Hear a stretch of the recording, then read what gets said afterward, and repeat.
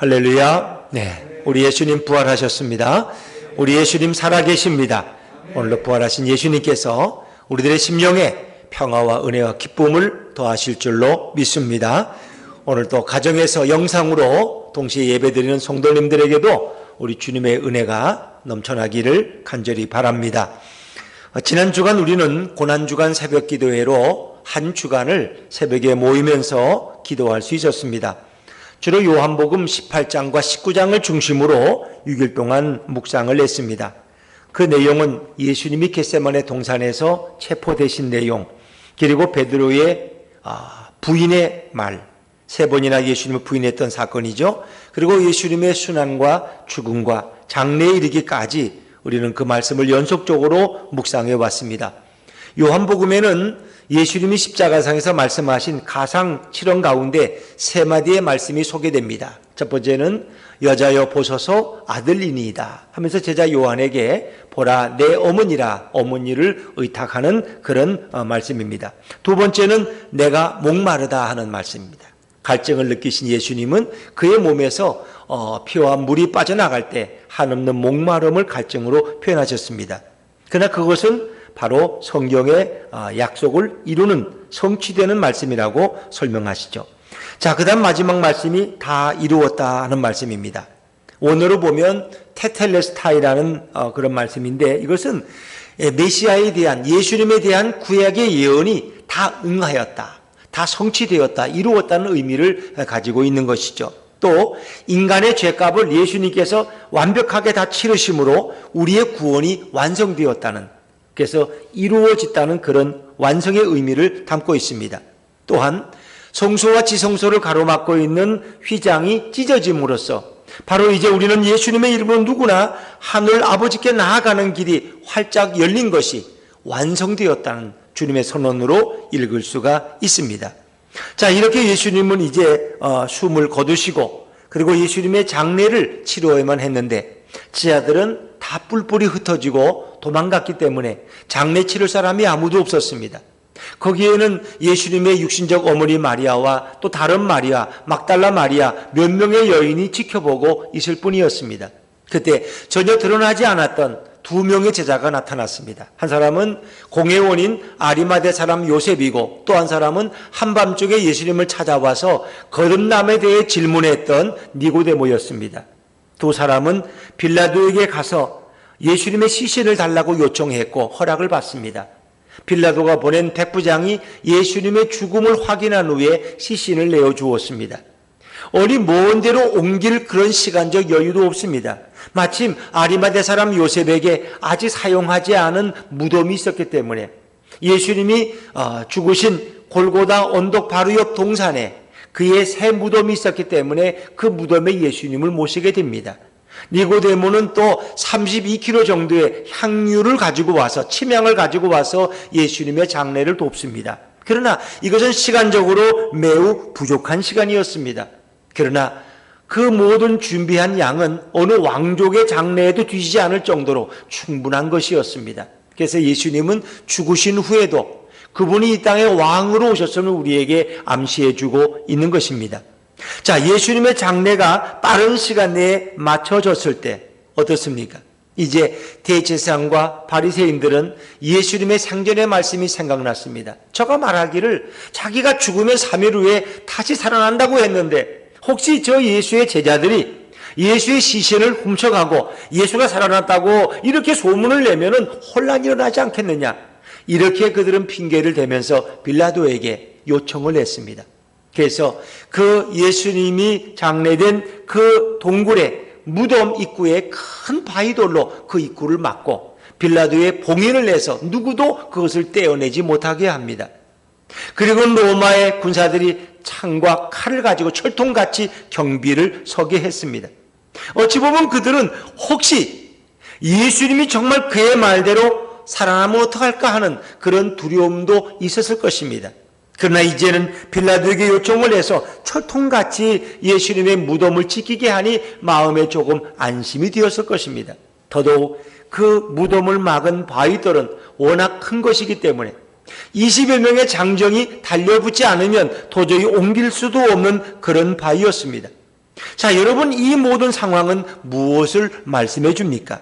이 모든 것은 예수님의 부활을 더 확실하게 증거하는 기회가 되었습니다. 여러분 생각해 보세요. 뿔뿔이 흩어져 있는 그런 겁쟁이 제자들이 어떻게 예수님의 시신을 찾으러 오겠습니까? 생각할 수도 없는 일입니다. 그 당시에 가장 강한 로마 군병들이 교대로 그 무덤을 지키고 있는데 감히 누가 예수님의 시신을 훔쳐갈 생각을 하겠습니까? 이것은 도저히 불가능한 일입니다. 그렇기 때문에 우리는 역사적으로 예수님의 부활을 부인할 근거가 없다는 것입니다. 예수님은 그렇게 철통 같은 경비 속에 그분의 시신이 뉘어졌지만은 예수님은 바로 그 무덤을 깨치고 부활하심으로 우리에게 참 생명을 선물해 주신 것입니다.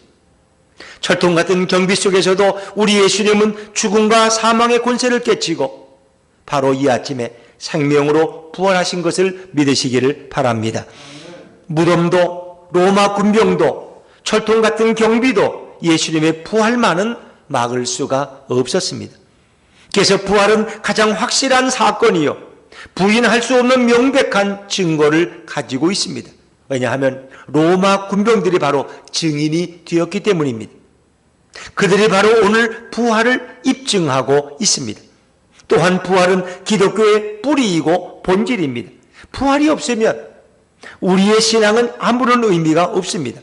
부활이 있기에 영생이 있고 부활이 있기에 천국이 있는 것입니다. 바울은 고린도서 15장에서 그런 강조하고 있습니다. 만약에 부활이 없다면, 죽은 자가 살아나는 것이 없다면 우리의 전파하는 것도 헛것이요 너희 믿음도 헛된 것이라고 그는 말합니다. 우리가 만약 그리스도 안에서 소망하는 것이 이 세상의 삶뿐이면 우리가 얼마나 불쌍한 사람인가 그런 반문합니다. 그러나 이제 그리스도께서 죽은 자 가운데서 다시 살아나사 잠자는 자들의 첫 열매가 되었다고 바울은 선언합니다. 여러분, 가을에 첫 열매가 맺히면 두 번째, 세 번째 열매가 맺힐 것을 암시하지 않습니까? 예수님께서 죽은 자 가운데 첫 열매, 부활의 열매가 되셨기 때문에 생명 되신 예수님을 믿고 영접한 모든 믿음의 사람들은 예수님을 따라서 부활할 줄로 믿습니다. 이것이 우리의 확실한 가장 분명한 부활의 보증이 되는 것입니다. 우리가 날마다 예배 때마다 고백하는 사도신경이 이 가장 중요한 고백의 핵심이 무엇입니까? 예수님의 죽으심과 부활입니다. 그리고 예수님을 믿는 우리의 부활과 영생을 우리가 날마다 고백하고 있지 않습니까? 본디오 빌라도에게 고난을 받아 십자가에 못 박혀 죽으시고 장사된 지 사흘 만에 죽은 자 가운데서 다시 살아나셨다고 우리는 고백합니다. 또한 우리는 이렇게 고백합니다. 나는 죄를 용서받는 것과 몸의 부활과 영생을 믿습니다. 바로 고백하는 성도의 죄가 용서받는 것과 우리의 다시 사는 몸의 부활과 영원히 사는 영생을 믿는다고 우리 날마다 고백합니다. 사랑하는 여러분, 하나님께서 우리 인간을 처음 창조하셨을 때 우리 인간의 모습은 어떤 모습이었을까 궁금하지 않습니까? 성경에 보면 하나님의 형상대로 우리를 지으셨다고 했습니다. 그것은 하나의 외형만이 아니라 그 내적인 속성과 그 모든 내적인 조직이 바로 하나님의 성품을 닮았음을 우리에게 말씀해 주고 있습니다. 하나님은 영이시고 영원하신 분입니다. 바로 우리 인간들에게도 영원한 존재로 인간을 창조하셨습니다. 그래서 에덴 동산에 처음 창조된 아담과 하와는 죽음이 없습니다. 그들은 영원히 사는 존재입니다. 인간이 타락한 후에 죽음이 온 것이고 사망이 온 것이지, 하나님이 처음 창조했을 때는 인간에게는 죽음이나 사망이란 존재가 없습니다. 그러나 불행하게도 인간은 하나님이 금하신 선악과를 욕심 때문에 따먹게 됩니다. 하나님처럼 되려고, 하나님처럼 눈이 밝아지려는 욕심 속에서 그 선악과를 범함으로써 인간은 죄가 들어오고 타락을 경험하게 되었습니다. 성경은 뭐라고 말합니까? 욕심이 잉태한 즉 죄를 낳고 죄가 장성한 즉 사망을 낳았다고 말합니다. 이제 인간은 불행한 존재가 되었습니다. 하나님과 멀어지고 하나님을 등진 인간은 죄악 가운데 살아갑니다. 결국 그 죄의 결과는 사망이요, 사망한 인간은 결국 영원한 지옥에 떨어지는 비참한 존재가 되었습니다. 우리 하나님은 아름답게 창조하신 그 인간의 타락을 너무나 안타깝게 바라보시면서 이제 인간을 구원할 계획을 세우시는데 독생자 예수 그리스도를 인간의 몸으로 이 땅에 보내신 것입니다. 갖은 수모와 모욕을 당하셨지만 그분은 인간의 모든 죄를 양없게 짊어지시고 십자가에 달려 죽으심으로 그분의 흘리신 보혈로 저와 여러분의 모든 죄가 씻음받는 역사를 허락하셨습니다. 그리고 예수님이 죽은 자 가운데 3일 만에 부활하심으로써 우리에겐 영원한 생명과 승리를 허락해 주셨습니다. 이것이 바로 부활절의 의미입니다. 만약 부활절이 없다면 우리에게는 영원한 생명의 소망이 없는 것입니다. 우리는 영원한 천국을 기대할 수가 없는 것입니다. 오늘 부활절을 맞은 우리는 이제 예수님의 부활을 바로 알고 믿는 것도 매우 중요하지만 더 중요한 것이 있습니다. 우리가 부활신앙으로 살아가는 것입니다. 예수님이 부활하신 예수 부활은 하나의 교리나 지식으로만 존재하면 안 됩니다. 바로 우리 삶에 실천되어야 됩니다. 그것은 부활의 주님을 모시고 살아가는 인생, 그 부활신앙을 내 마음속에 담고 살아가는 성도가 되어야 할 것입니다. 부활하신 예수님을 모시고 그분과 동행하는 삶을 살 때 우리는 부활의 능력을 경험하며 살아갈 수 있습니다. 예수님의 부활은 비어있는 예수님의 무덤을 주목하게 하지만 진정한 부활신앙은 지금도 살아계시는 예수님을 주목하게 하는 것입니다. 우리가 성지순례 가면 골고다 언덕에 만들어진 예수님의 빈 무덤을 한 번씩 보고 옵니다. 물론 거기에는 예수님이 계시지 않습니다. 그러나 빈 무덤만 본다고 해서 온전한 부활신앙이 되는 것은 아닙니다. 부활하시고 살아계시고 지금도 역사하시는 그 주님께서 내 인생 가운데 함께 하심을 믿을 수 있어야 됩니다. 그분이 내 인생의 주인 되어주시고 그분이 내 삶을 통치하고 다스리는 나의 왕이 됨을 날마다 고백할 수 있을 때 우리는 주님의 인도 가운데 살아가는 승리하는 성도가 될 줄로 믿습니다. 그것이 진정한 부활신앙이 아니겠습니까? 부활의 예수님을 만난 사람들은 다 한결같이 변화되었습니다. 그들은 부활신앙의 사람들이 되었기 때문입니다. 이 요한복음 20장은 공교롭게도 예수님을 만난 사람들의 놀라운 변화를 우리에게 말씀해주고 있습니다. 첫 번째 소개되는 인물이 마리아란 여인입니다. 두 번째 소개되는 그룹이 있는데 10명의 제자들입니다. 그리고 세 번째, 그 제자 가운데 없었던 도마가 소개되고 있습니다. 이들은 한결같이 부활하신 예수님을 극적으로 만나고 경험했습니다. 그리고 완전히 새로운 사람들이 된 그런 분들, 그런 세 그룹을 우리는 살펴보면서 부활신앙이 주는 진정한 우리 삶의 변화를 함께 나누려고 합니다. 첫째로 부활의 주님을 만나면 우리의 슬픔이 기쁨이 되는 것입니다. 오늘 우리가 읽은 11절에는 막달라 마리아라는 여인의 슬픔이 소개됩니다. 자, 우리 11절 말씀을 다시 한번 읽어볼까요? 11절입니다. 시작. 마리아는 무덤 밖에 서서 울고 있더니 울면서 구부려 무덤 안을 들여다보니 그렇습니다. 오늘 예수님의 무덤이 비어 있습니다. 이 막달라 마리아는 예수님께 은혜를 받은 여인입니다. 예수님을 너무너무 사랑하던 여인이었습니다. 그러나 그녀는 예수님의 십자가의 순환과 고난과 죽음을 목도했습니다. 제 아들은 다 뿔뿔이 흩어졌지만 막달라 마리아는 끝까지 예수님의 십자가 밑을 떠나지 아니했습니다. 예수님의 마지막 죽음을 목도한 여인이었습니다. 그리고 이제 장례를 치르는 과정도 그는 지켜보았습니다. 여러분, 예수님이 우리가 금요일 날을 치면은 9시에 골고다 언덕의 십자가에 메어 달리지만은 오후 3시에 6시간 동안 십자가에 계시다가 6시에 운명하시고 그분을 십자가에서 내리게 되지 않습니까?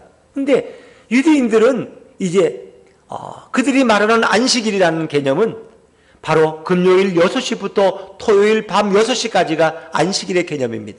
이제 3시간만 있으면 안식일이 시작되기 때문에 그들은 십자가에 그 죽은 시신을 놓아서도 안 되고 장례를 치루어서도 안 됩니다. 그러니까 3시간 안에 모든 장례가 다 끝나야 돼. 아무리 마대 사람 요셉과 니고데모가 충분히 준비했다고 하지만 적어도 하루나 이틀 사이에 시간을 두고 진행되어야 될 이 장례가 3시간 안에 끝난다고 생각해 보세요. 그것은 바라보는 사람들의 마음이 너무너무 안타까울 뿐입니다. 그것을 바라보는 막달라 마리아의 마음은 찢어질 것 같았을 것입니다. 요즘 유럽의 어느 나라는 너무너무 시신이 많아서 길거리까지도 이렇게 놓여진다 그래요. 그리고 유족들이 그 죽은 고인을 만나는 시간은 딱 10분에 불과하다는 거예요. 코로나 때문에 만날 수도 없고 장례식에 참여할 수도 없다는 것입니다. 아마 이런 안타까운 상황이 막달라 마리아의 마음을 더욱 아프게 했을 것입니다. 안식일이 지나고 이제 우리가 생각하는 주일 새벽이 되었을 때 막달라 마리아는 아마 새벽에 날이 이제 조금 밝아지기도 전에, 태양이 뜨기도 전에 준비했던 향유를 가지고 예수님의 무덤을 찾게 되었습니다. 왜? 뭔가 좀 미심쩍어 보이는 그 장례식에 뭔가 좀 보충하기 위해서 그녀는 예수님을 만날 수 있으리라는 그런 한 가닥 기대를 가지고 그런 무덤을 찾아왔는데 그 무덤엔 이미 돌문이 굴려져 있었고 예수님의 시신은 거기 없었습니다. 깜짝 놀라서 베드로와 요한에게 이 사실을 알렸고 두 제자는 와서 무덤 안을 들여다보더니 예수님 안 계시네? 하고는 그냥 돌아가 버렸습니다. 그러나 이 마리아는 그 무덤을 떠날 수가 없었습니다. 왜냐하면 예수님이 부활했다는 생각은 상상도 하지 못한 터인지라 누가 예수님의 시신을 훔쳐갔을까? 요한복음 20장 9절에 보니까 그들은 성경에 그가 죽은 자 가운데서 다시 살아나야 하리라 하신 말씀을 아직 알지 못하더라. 그런 말씀을 들었지만 그들은 기억조차 하지를 못했습니다. 사랑하던 예수님의 시신을 도난당했다고 생각할 때 마리아의 슬픔은 이루 말할 수가 없었습니다. 자, 그럴 때 그 무덤 안에 흰옷 입은 두 천사가 등장을 합니다. 한 사람은 예수님이 누웠던 머리 쪽에, 한 천사는 발끝 쪽에 서 있습니다. 자, 그리고 이 여인에게 묻습니다. 너가 어찌하여 우느냐? 마리아는 말합니다. 누군가 내 주님을 옮겨가서 어디 두었는지 내가 알지 못하겠습니다. 그런데 그 순간 또 한 사람이 등장합니다. 그분이 바로 예수님이셨습니다. 그러나 마리아는 울고 있었기 때문에 그분이 동산직인 줄만 알았습니다. 자, 우리 14절부터 16절까지 말씀을 한번 천천히 같이 읽어봅니다. 14절부터 16절까지입니다. 시작. 이 말을 하고 뒤로 돌이켜 예수께서 서 계신 것을 보았으나 예수이신 줄은 알지 못하더라. 예수께서 이르시되 여자여 어찌하여 울며 누구를 찾느냐 하시니 마리아는 그가 동산직인 줄 알고 이르되 주여 당신이 옮겼거든 어디 두었는지 내게 이르소서 그리하면 내가 가져가리이다. 예수께서 마리아야 하시거늘 마리아가 돌이켜 히브리 말로 라보니 하니 이는 선생님이라는 말이라. 아멘. 그랬습니다. 오늘 그가 예수이신 줄 알지 못했습니다. 너가 어찌하여 우느냐? 예, 당신이 혹시 우리 주님을 옮겨갔거든 어디 두었는지 내게 이르소서 내가 가져가리이다. 다시 가서 이 무덤에 옮겨놓겠다고 마리아는 말합니다. 예수님은 자신의 시신을 간절히 찾는 이 막달라 마리아를 볼 때 얼마나 사랑스러운 마음이 일어났겠습니까? 예수님께서는 마리아야 라고 부르십니다. 그 목소리는 얼마나 부드럽고 따뜻한 음성이었을까? 마리아는 그 순간 울음 속에서도 그분이 바로 예수님임을 직감하게 되었습니다.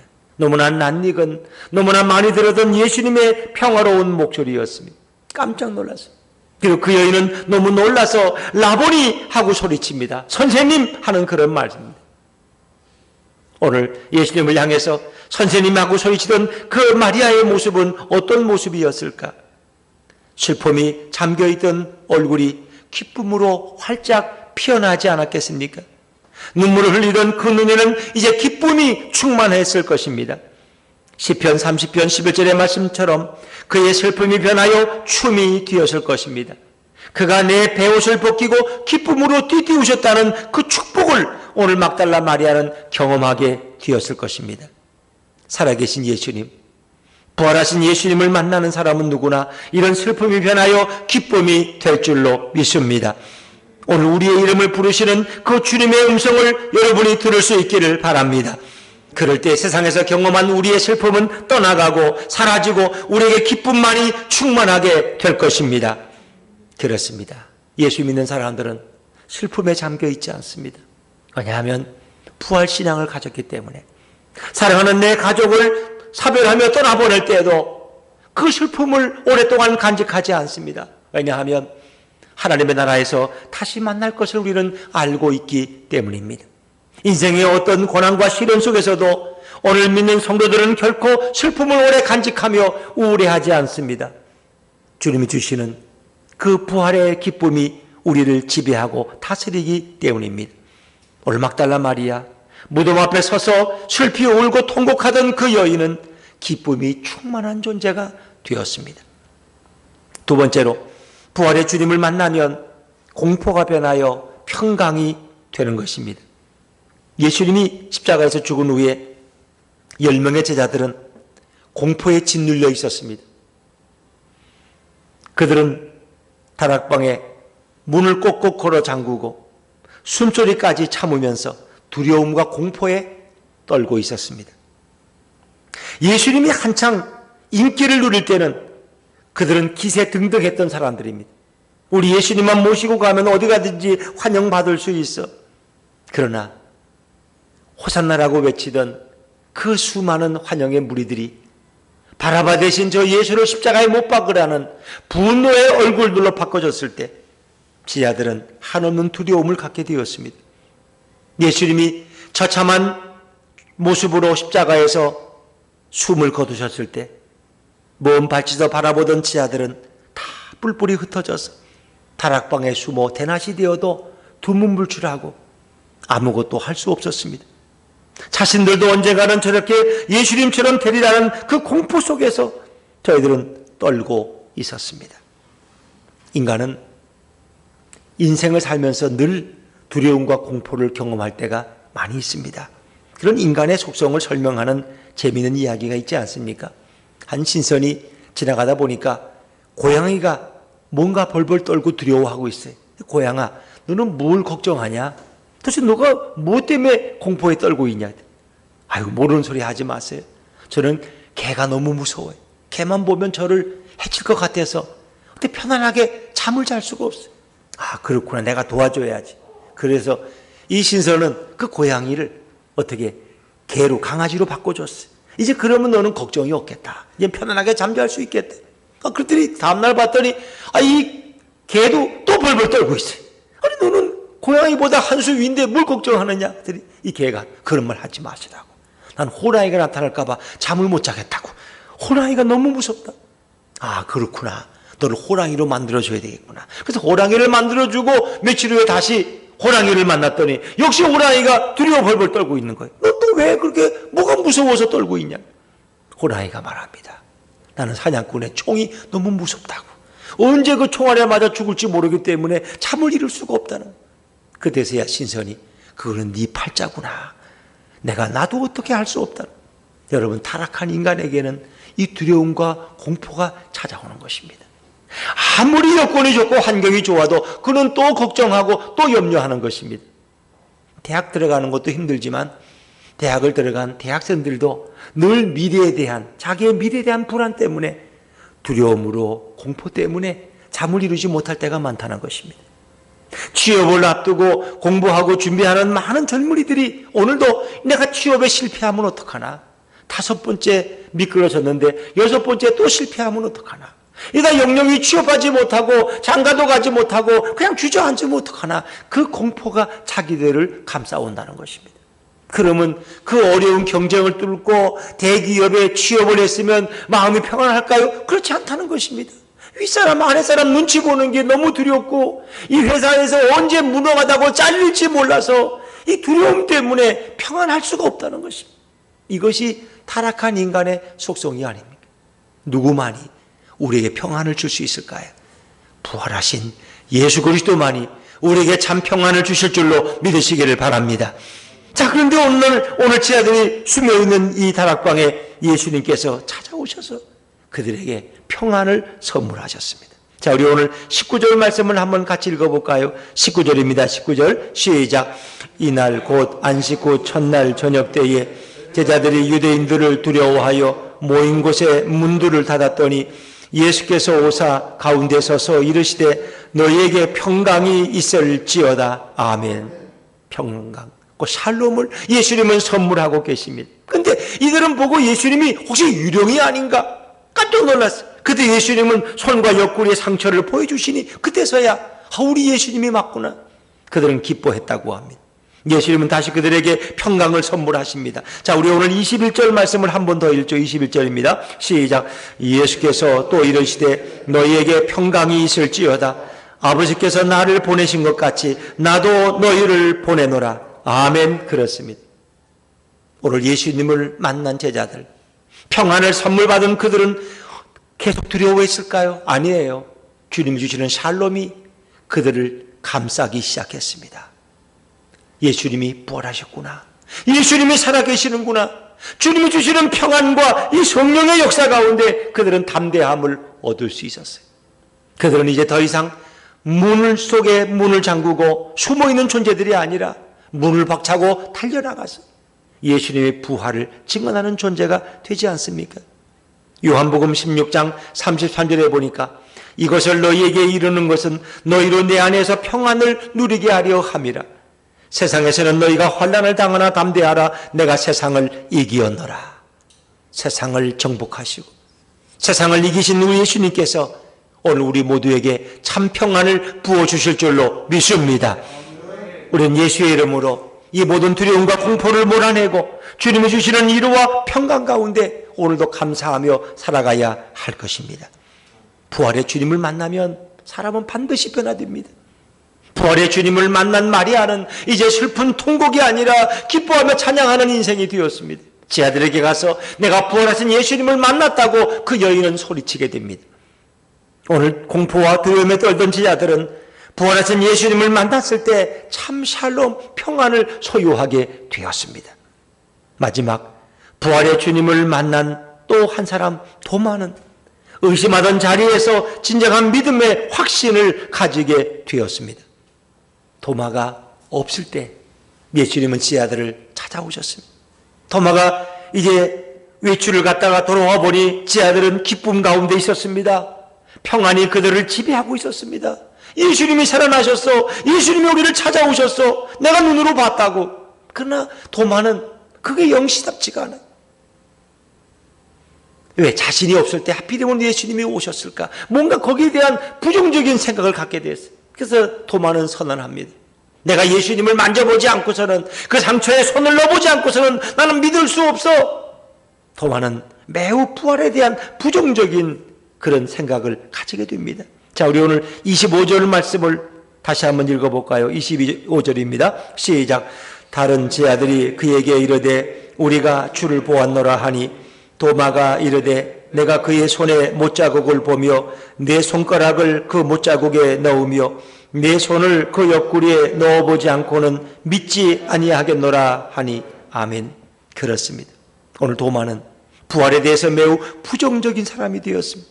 예수님은 도마를 위해서 다시 찾아오셨고 자신의 상처를 도마에게 보여주셨습니다. 그러면서 이제는 네 손을 가지고 내 상처를 만져봐라. 그리고 믿음 없는 자가 되지 말고 믿음의 사람이 되라고 말씀하죠. 도마의 아름다운 고백을 다시 한번 읽어보시죠. 자, 우리 오늘 본문을 건너뛰어서 28절 말씀입니다. 28절 같이 읽습니다. 시작. 도마가 대답하여 이르되 나의 주님이시여 나의 하나님이시니이다. 아멘. 나의 주님이시여 나의 하나님이시니이다. 당신이 바로 나의 주님, 나의 구주요, 나의 하나님이십니다. 여러분, 이 고백은 쉬운 고백이 아니에요. 예수님을 하나님이라고 고백한다는 거, 이거 쉬운 일이 아닙니다. 여러분, 이건 어찌 보면 베드로의 고백, 위대한 고백이었죠. 마태복음 16장 주는 그리스도시요 살아계신 하나님의 아들이라는 고백보다 더 위대한 고백입니다. 하나님의 아들로 고백하는 건 할 수 있어요. 그런데 예수님을 하나님으로 고백해요. 당신은 나의 주님이시요 당신은 나의 하나님이십니다. 여러분, 이게 믿어집니까? 이게 놀라운 거예요. 도마는 정말 그분이 자신의 하나님입니다. 바로 우리가 말하는 삼위일체 하나님, 성부 하나님, 성자 하나님을 그는 고백하게 되는 것입니다. 그 후로는 도마는 더 이상 흔들리지 않습니다. 부활의 확고한 견고한 신앙을 가진 도마는 주후 52년 인도로 가서 남인도에 가서 복음을 전합니다. 속설에 의하면 중국에까지 복음을 전하다가 순교했다고 합니다. 1500년경에 유럽의 군인들이 남인도를 방문했을 때 도마 교회가 존재했다고 합니다. 제가 한 7, 8년 전에 우리 청년들하고 인도에 가서 단기 사역을 한 일이 있었는데, 그때 우리 가이드하는 선교사님이 그래요. 인도의 어느 지역에 가면, 남인도 지역에 가면은 150만 명이, 거의 도시 전체가 예수를 믿는다는 거예요. 인도는 우리가 알다시피 뭡니까? 힌두이즘 아닙니까? 또 이슬람 아닙니까? 근데 거기에 어떻게 기독교가 이렇게 일찍부터 뿌리를 내렸는지, 참 놀라운 일이라. 그것은 바로 도마가 인도까지 가서 복음을 전했다는 것입니다. 여러분, 의심이 사라져 확신이 될 때는 무엇이 두렵겠습니까? 예수님을 만나면 변화되어집니다. 예수님을 만나고 변화되지 않은 사람이 없습니다. 사도 바울 보십시오. 예수 믿던 사람들을 핍박하고 죽이던 그 바울이, 그가 다메섹에서 예수님의 음성을 듣고 환한 빛 앞에 예수님의 모습을 본 이후에 그의 인생은 달라졌습니다. 이제는 핍박하는 자가 아니라 예수의 복음을 전하는 자가 됐고, 예수님을 위해서 자신의 생명을 바치는 그런 선교사가 되지 않았습니까? 우리나라의 대표적인 무신론자가 이어령 박사입니다. 석학 중에 석학이지만 그런 무신론자. 학생들이 예수를 믿는다면 너 왜 그렇게 헛된 짓 하고 있느냐, 그러려면 낮잠이나 자라고, 그렇게 놀리던 사람이 이어령 박사라. 근데 그가 자기 딸의 변화에 대한 모습 속에서 부활하신 예수님을 경험하게 됩니다. 그리고 그의 인생도 달라지지 않습니까? 그가 세례를 받고, 그리고 이제는 예수님을 간증하는 그런 아름다운 생애가 된 줄로 믿습니다. 여러분, 부활의 예수님을 만나면 변하지 않을 사람이 없어요. 예수님이 죽은 후에 너무너무 실망해서 고향인 엠마오로 내려가던 제자들이 있었습니다. 두 제자. 근데 예수님은 그들과 동행하고 계셨어요. 그들이 얘기하는 구약의 말씀들을 예수님은 옆에서 잘 풀어주기 시작했어요. 저녁이 되었을 때 어느 식당에 들어가서 음식을 나누는데 빵을 떼어주는 그 예수님의 손길에서 그분이 예수님을 발견했어요. 깜짝 놀랐어요. 그들은 말합니다. 저분이 말씀을 풀어주실 때 우리의 마음이 뜨겁지 않더냐? 그래서 그들은 그 밤에 다시 예루살렘으로 올라갑니다. 내가 부활하신 예수님을 만났다. 그들은 다시 사명의 자리에 서고 부활의 복음을 증거하는 사명자로서의 삶을 살아가지 않습니까? 예수님을 만난 사람은 부활 신앙을 가지게 되고, 부활의 주인이신 예수님을 내 안에 모시고 살아갈 때 우리에게는 더 이상 슬픔이 우리를 지배할 수 없습니다. 우리에게는 주님이 주시는 기쁨으로 날마다 충만한 인생이 될 줄로 믿습니다. 세상이 주는 두려움과 공포에서 우리는 더 이상 속박당하지 않습니다. 코로나가 주는 두려움 때문에 우리는 더 이상 좌절하지 않습니다. 주님이 주시는 담대함과 그 평강을 알기에 우리는 평강 가운데 오늘도 살아갈 수 있습니다. 더 이상 의심이 우리를 지배하지 않습니다. 참다운 확신과 믿음의 확고함을 가지고 우린 주님을 증언하는 성도의 삶을 살아갈 수 있습니다. 예수품교회 성도 여러분들, 오늘 아침에 부활하신 주님이 부어주신 이 부활신앙의 이 생명의 확신을 가지고 오늘도 이 세상, 어두운 세상 가운데 빛 되시고 소망 되시고 생명 되시고 능력 되시는 예수님을 마음껏 증거하고 외칠 수 있는 저와 여러분의 아름다운 승리의 삶이 되기를 주의 이름으로 축원합니다. 축원합니다.